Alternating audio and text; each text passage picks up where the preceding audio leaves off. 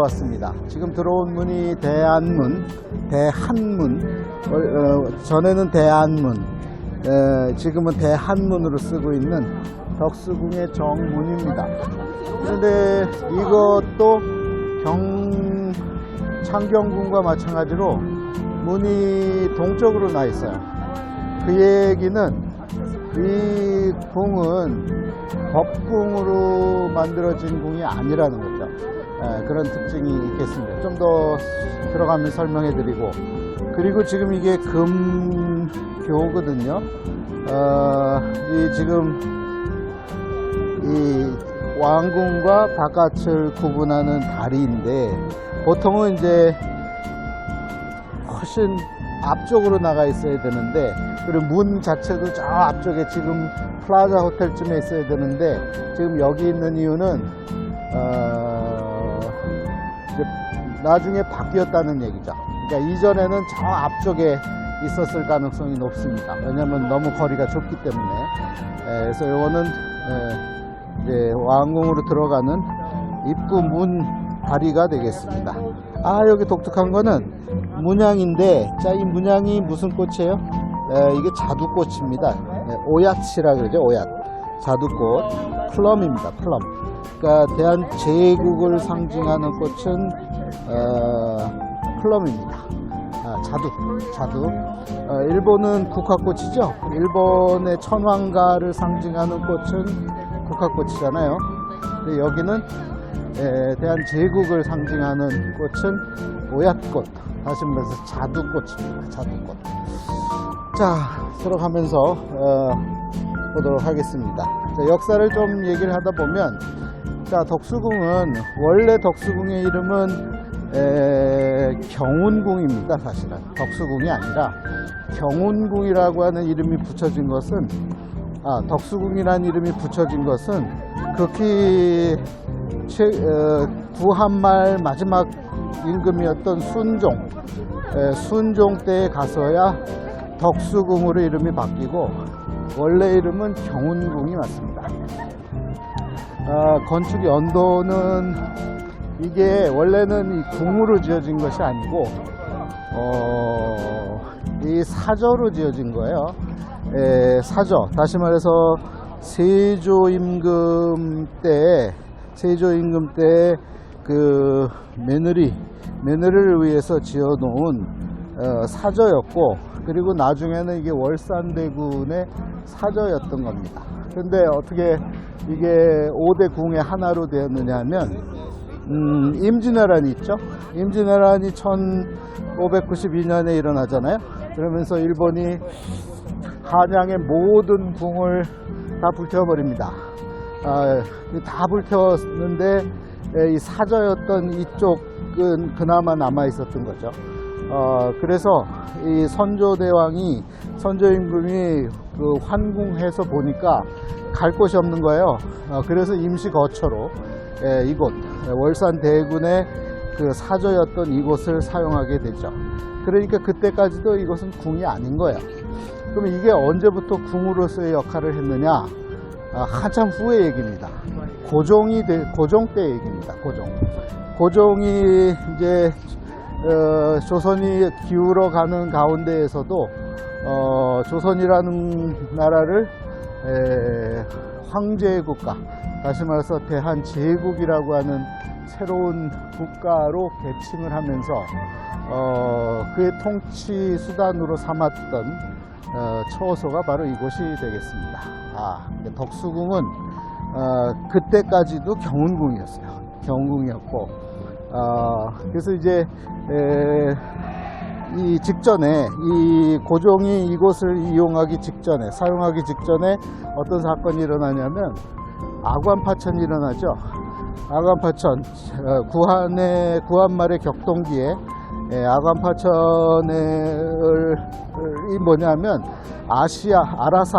아라사 관청으로 파천 옮겨갔다 이 말이에요. 그러니까 저 위쪽으로 올라가면 러시아 공사관이 있어요. 그리로 임시 거처를 옮기게 됩니다. 그랬다가 이제 되돌아오면서 그의 통치 기반으로 삼는 궁으로 삼은 게 바로 여기예요. 그러니까 이게 경운궁을 고종 황제는 대한제국의 그 지금으로 치면은 청와대로 삼은 거죠. 그래서 증개축을 막 해서 지금 이제 모든 궁은 법궁이 되려면 기본적으로 갖춰야 되는 게 중앙에 문이 있어야 되고, 그 다음에 만주백관의 조례를 받는, 하례를 받는, 문무백관의 하례를 받는 그 조례 처소가 있어야 되고, 그리고 임금이 근무하는 사무처소가 있어야 되잖아요. 그래서 만들어진 게 바로 이겁니다. 이제 남쪽으로 드디어 향했습니다. 입구문은 비록 동문으로 향했지만, 왜냐하면 법궁으로 지은 게 아니기 때문에, 그렇지만 이제 법궁으로 쓰기 위해서 만들기 시작했어요. 그래서 중앙문을 이제 중화문이라 그래서 다른 지금까지 봤던 세 개의 법궁들은, 다시 말해서 경복궁은 근정문이었잖아요. 그리고 창경궁은 인정문이었죠. 그리고 창덕궁은 인정문이었죠. 창경궁은 명전문이었습니다. 근데 여기는 중정문이 아니라 중화문으로 이름을 화로 바꿔요. 무슨 얘기냐면 대한제국이 되면서 전체를 아우르겠다, 뭐 이런 취지가 있는 거예요. 다르다 이겁니다. 다르게 명칭도, 고종임금은 명칭을 다르게 했습니다.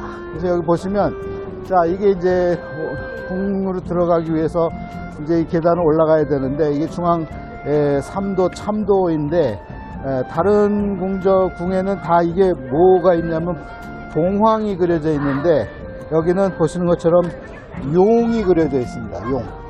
다시 말해서 천황이기 때문에, 그러니까 황제이기 때문에 임금 때 최대 쓸 수 있는 게 봉황까지 쓸 수 있는데, 왜냐하면 용은 중국을 상징하기 때문에. 근데 이제는 대한제국은 중국을 넘어서는 제국이다 라고 선포했기 때문에 봉황이 아닌 이제 용을 사용하게 된 거죠. 자, 그래서 중앙문을 통해서 임금님의 이 조례를 받는, 만조백관의 조례를 받는 곳을 짓게 되죠. 그리고 그곳을 다른 궁들과 법궁과 마찬가지로 이 문관과 무관이 도열할 수 있는 비석을 세우게 되죠. 품계석입니다. 품계석. 양쪽에 12개씩입니다. 둘, 넷, 여섯, 여덟, 열, 12. 하나가 늘었습니다. 왜 늘었을까요? 둘, 넷, 여섯을 양쪽에 12개씩 세우게 되죠. 자, 지금 제가 중앙통로로 가고 있는데, 조선시대 때 만약에 이 통로에 서 있으면 이거는 치도곤의 대상입니다. 일로 절대 다른 이들은 여기에 설 수가 없어요. 여기는 왕만 지나가는 통로입니다. 신하들은 측면 통로를 통해서 이제 앞으로 나아가든지 밖으로 나아가든지 뒤로 나아가든지 할 수 있죠. 다시 보여드릴게요. 다른 궁들은 이 계단에 있는 이게 봉황까지는 할 수 있어요. 봉황이 최대 할 수 있는 최고의 새 또는 이제 짐승의 표현인데, 여기는 뭘 그렸냐면은 용을 그렸잖아요. 보세요. 용을 그려놨습니다. 두 마리의 용이 딱 버티고 있는, 양쪽의 해태는 동일하고, 다시 말해서 이 궁은 제국의 궁이라 이 말이에요. 대한제국의 궁이기 때문에 봉황을 넘어서서 이제 용으로 표현을 하고 있는 겁니다. 자, 중앙에 이제 안에 들어가면 이제 임금이 앉아있는 용상이 있죠. 자, 용상의 모습은 다른 것과 크게 다르지 않을 겁니다. 단지, 자, 보겠습니다. 네, 동일하게 임금님이 앉는 용상이 있고요. 그리고 뒤에는 일월 오봉도가 있습니다. 해와달이 있고 5개의 산이 있죠. 오봉을 해석하는 방법이 여러 가지가 있는데, 북한 쪽에 있는 3개의 산, 남쪽에 있는 2개의 산이라고 해석하는 사람들도 있고, 남쪽에 있는 5개의 산, 서울에 있는 5개의 산이라고 보는 사람들도 있고, 어떤 사람들은 저걸 그냥 음양이니까 오행으로 보는 사람들도 있어요. 해석하는 사람마다 다 다르기 때문에, 이 단청 문양은 주기적으로 단청을 하는데, 특징이 바로 지금 천장 한번 보세요. 천장 용이 그려져 있잖아요. 여기만 용이 있어요. 이 덕수궁, 원래 이름은 경운궁이라 그랬죠. 여기만 용이 그려져 있어요. 왜? 여기는 제국, 대한제국의 궁이기 때문에 그래요. 제국이기 때문에 용을 쓸 수가 있는 거죠. 중국을 넘어섰다 이 말이에요. 중국을 4대 할 때에는 용을 그릴 수가 없죠.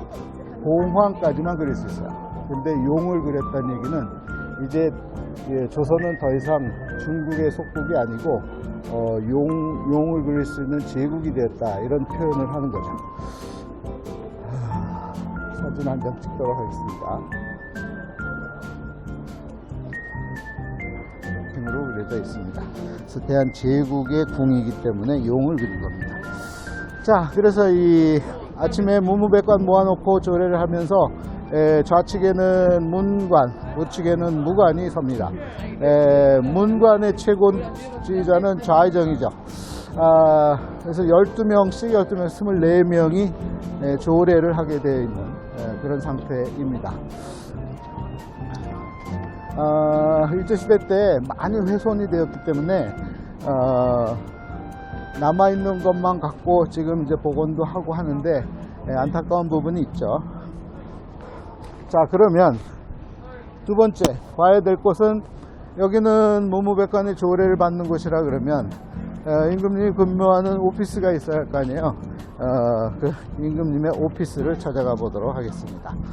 그리고 침전을 자야 될 거 아니에요. 자는 곳을 찾아가고, 그리고 식사해야 될 곳을 찾아가도록 하겠습니다. 대부분은 이 정전 뒤에다가 오피스를 두게 되어 있거든요. 그러니까 원래대로라면 저 뒤에 있는 건조물이 임금님의 오피스이어야 되는데, 지금 보시는 것처럼 이 단청 문양을 하지 않은 이 건축물은, 자, 이름부터 보고 넘어가도록 하겠습니다. 자, 여기 덕수궁은 다른 정전하고, 그러니까 법궁하고는 굉장히 달라요. 구조도 다르고 그 기능도 다르기 때문에, 특히 덕수궁이 활용이 되는 시기가 이제 구한 말이기 때문에, 구한 말에는 이미 근대 건축물들이 들어오거든요. 그러니까 왼쪽에 석조전이 지어지잖아요. 이 석조전은 영국의 건축가가, 아키텍이 설계를 하고 오랜 기간을 거쳐서 완공이 되는 겁니다. 자, 일단은 중앙전을 보았기 때문에 뒤에 임금님의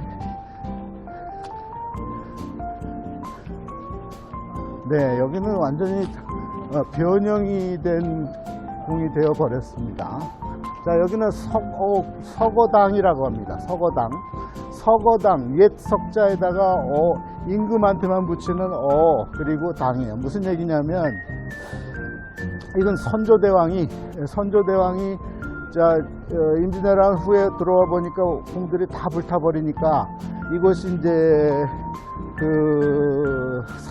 다른 이제 세자의 사저였는데, 월산대군의 사저였는데 이것을 이용을 하게 되죠. 그리고 이제 창덕궁을 중건을 하면서 그리로 옮겨가죠. 그래서 여기에서 있었다. 아주 옛날에 옛 석자예요. 임금께서 이용했다. 그래서 서거당입니다. 서거당. 그래서 그 뜻을 갖고 있습니다. 선조대왕이 이용했다, 이런 뜻입니다. 자, 그러면 다음에 임금님의 집무실을 지금 찾아가야 됩니다. 집무실.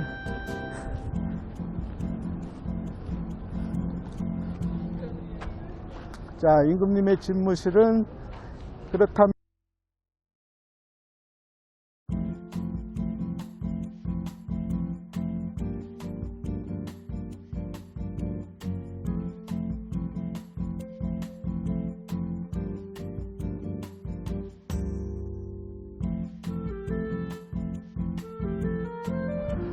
덕을 쌓고 만인을 이롭게 하는 곳이다. 그래서 되는데 여기는 이제 임시로 아마도 무슨 전시를 하는 것 같아요. 희원 이렇게 되어 있습니다. 바라는 것이 말이 아니라 무늬에 나타나 있네. 무슨 뜻일까요? 들어가도 되나요? 네. 그래요? 일로 갈게요. 단청 문양이 아주 이쁘게 되어 있고요. 보세요. 이거는 진짜 공작입니다. 주작 공작. 네, 공작에 해당되는 새가 되어 있고요. 네.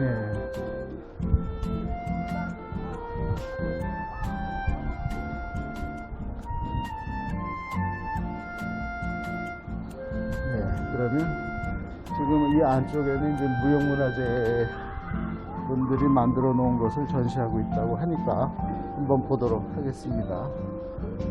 네, 1월 오봉도입니다. 1월 오봉도 해와 달이 있고요. 그 다음에 5개의 산이 있습니다. 1월 오봉도. 이거는 임금님의 뒤에 그 병풍처럼, 항상 병풍처럼 따라다니는 조선시대 임금을 상징하는 거죠. 해와 달, 5개의 산, 그리고 소나무, 그리고 십장생도 있으면 좋은데 십장생은 지금 없습니다. 그리고 이것은 임금님의 흉배에 붙이는 상징입니다.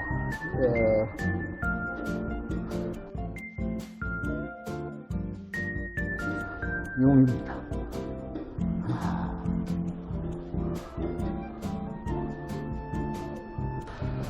그 다음에 함령전 침소입니다. 그러니까 고정임금이 잠을 주무시는 곳이에요. 함령전. 안타까운 역사가 여기에서 일어나죠. 고종은 퇴위가 된 후에 1919년 1월 달에 여기에서 주무시다가 급서거합니다.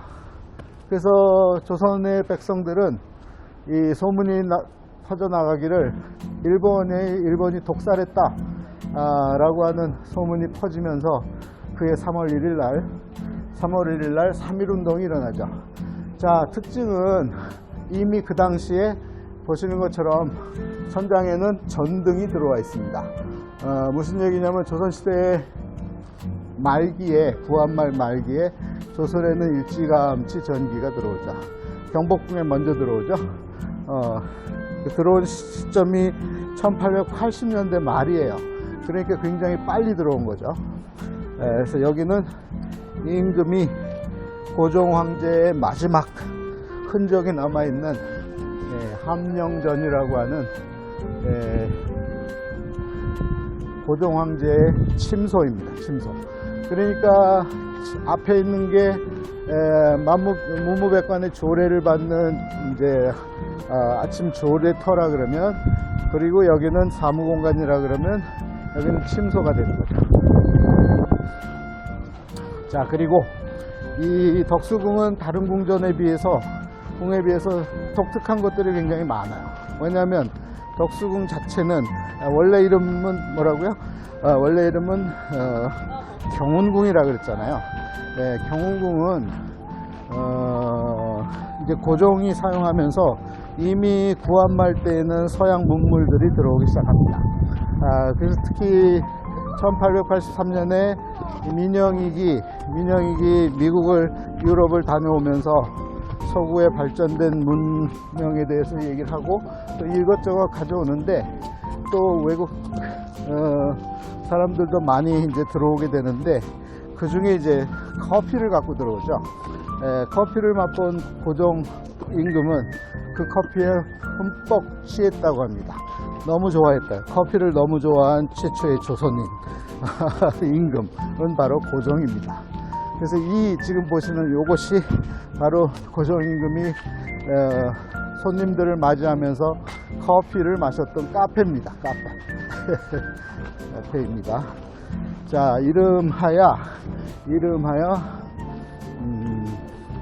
정관헌 이렇게 되어 있습니다. 정관헌. 그 앞에 자신의 침소가 있고 뒤에 와서 이제 많은 사람들과 담소를 나누었던 그런 곳이 되겠습니다. 정관헌. 헌은 이제 칸이라고 읽을 수도 있어요. 사실은 조용히 내려다볼 수 있는 공간이다, 이런 뜻입니다. 그러니까 조용히 내려다보면서 커피 한 잔을 즐길 수 있는 그런 장소다 이거죠. 그래서 고종이 애용했던 커피 한 잔 마시는 공간, 그것이 바로 이곳이 되겠습니다. 네. 정관헌. 그러니까 건축 양식 자체도 이미 서양의 건축 양식을 가져간 거죠.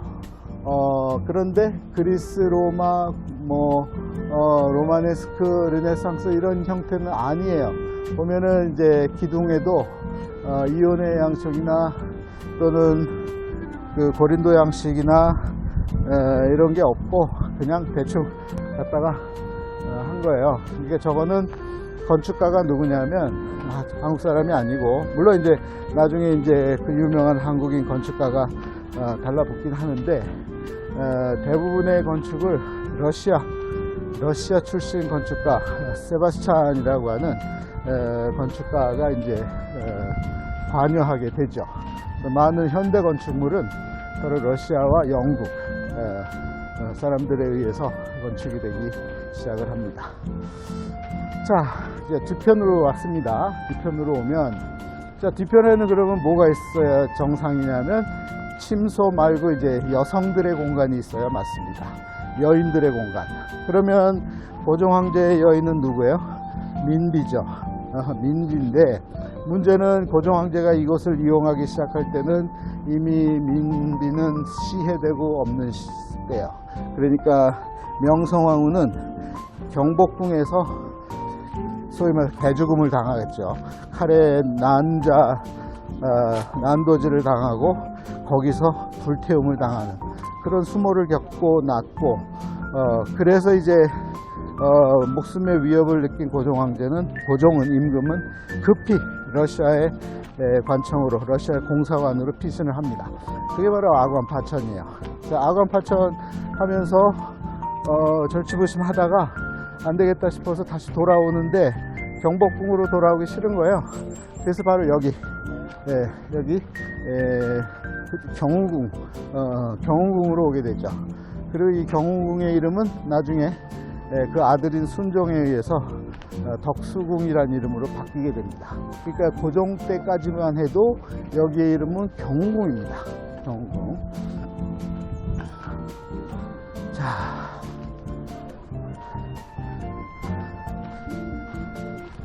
자, 여기가 그러면은 여인들의 공간이 맞는데, 이제 명성황후는 이미 없는 상태이기 때문에 이제 주변에는 누가 있냐면 귀인들이 등장합니다. 상궁들이.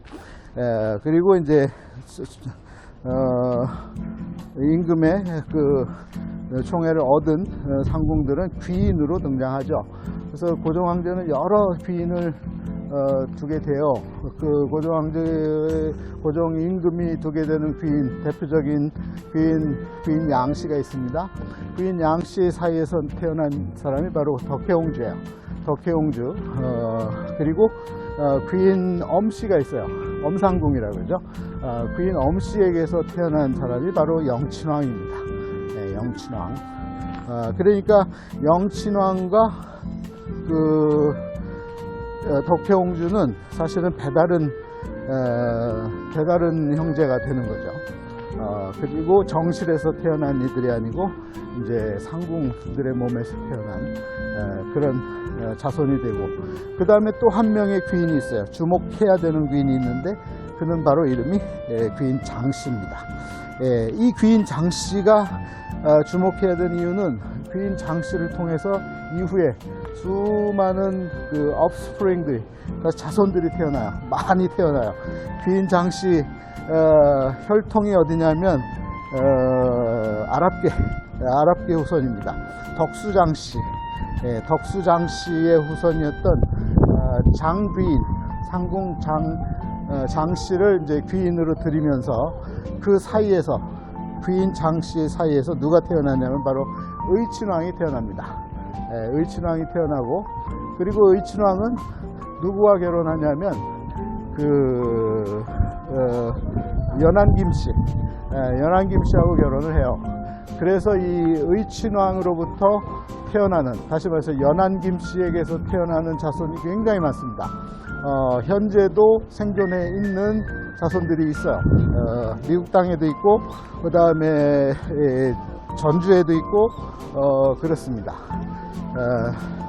그렇지만 이제 조선 왕조의 끝자락은 엊그제 다녀왔던 창덕궁 안쪽에 있는 낙선제, 낙선제라고 하는 공간에서 끝이 나고 말이죠. 거기에서 덕혜옹주, 그리고 영친왕의 부인이었던 마사코, 다시 말해서 한국 이름은 이방자 여사는 거기서 숨을 거두게 되면서 조선시대는 막을 내리게 됩니다. 자, 얘기 드린 대로 이 궁전은 구한말에 활용이 되기 시작한 궁전이기 때문에 현대 건축, 근대 건축물들이 들어오기 시작하는 거죠. 자, 그래서 여기가 석조전입니다. 석조전, 돌로 지은 궁전이다, 뭐 이런 취지가 있는데, 자, 석조전 어떤 양식입니까? 이거는 네오 클래시시즘, 다시 말해서 신고전주의 양식의 건물입니다. 네오 클래시시즘의 특징은 그리스와 로마가 같이 공존하는 거죠. 자, 그리스를 발견하겠습니다. 그리스의 기둥들이 있습니다. 몇 개의 기둥인가요? 앞에 6개의 기둥이 있고요. 뒤에 14개의 기둥이 있습니다. 그 기둥 양식은 이오니아 양식이에요. 양의 뿔과 같이 되어 있다. 그래서 이오니아 양식인데, 그리고 위에 페디먼트가 있어요. 삼각형의 페디먼트가 있고, 주목할 것은 저 페디먼트 안에, 유럽은 페디먼트 안에 사람들을 조각을 해놓죠. 알레고리로서 사람을 조각하는데, 여기는 뭐가 조각되어 있냐면 바로 고종 황제의 문장, 꽃이 장식되어 있어요. 저 꽃은 아까 얘기한 대로 오얏꽃이에요. 오얏꽃, 자두꽃입니다. 자두, 하얀색 5개 잎이 되어 있는 자두꽃이에요. 그리고 안에 술이 보통은 24개 정도 되는데 15개로 줄였다고 하죠. 그래서 저 문장이 들어있으면 고종 황제구나 라는 걸 알 수 있어요. 일본에 가면 천황가의 문장이 있죠. 어떤 특징이 있어요? 거기는 어떤 꽃이냐면 거기는 국화꽃이에요. 국화꽃. 국화꽃 16개의 이파리가 꽃잎이 있는 국화꽃입니다. 그러니까 여기는 5개의 꽃잎이 있는, 그리고 술은 15개가 있는 그런 문장을 갖고 있죠. 고종 황제도 나름 황제로서의 입지를 만방에 알리기 위해서 여러 노력한 흔적이 여기저기에서 볼 수가 있는 거죠. 네.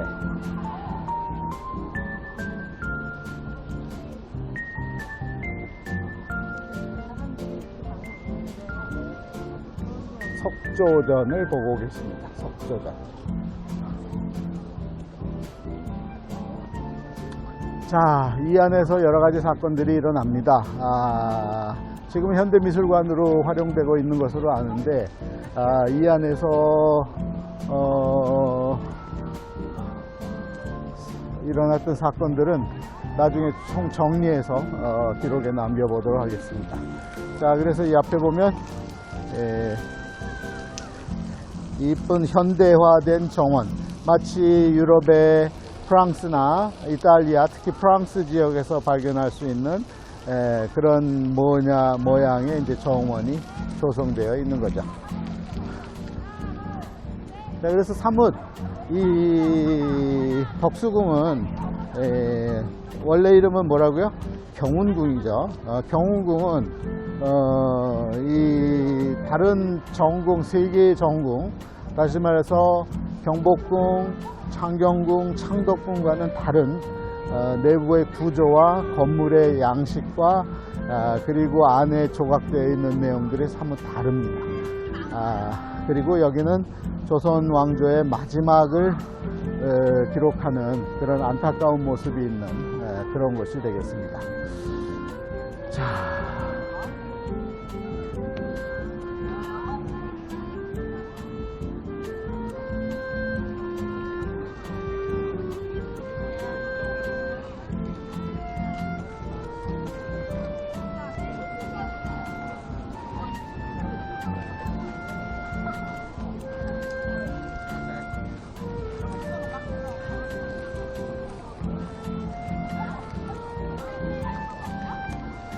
지금은 서울 시민들의 휴식의 공간으로 활용이 되고 있지만 역사의 그 기록을 보면 이곳은 항상 즐거움만이 있었던 것은 아닙니다. 이것은 안타까운 모습과 비통의 모습이 있었던 음독되었다고 살해되었다고 생각되는 고종 황제는 함령전에서 숨을 거두고 바로 이 앞에 정문인 대안문을 통해서 이제 장례 절차를 치르게 될 때 수많은 백성들이 운집을 하면서 통곡을 했죠. 그리고 다짐을 하죠. 일제 만행을 그냥 둘 수 없다. 그래서 바로 얼마 후에 3.1 독립운동이 일어나게 되는 거죠.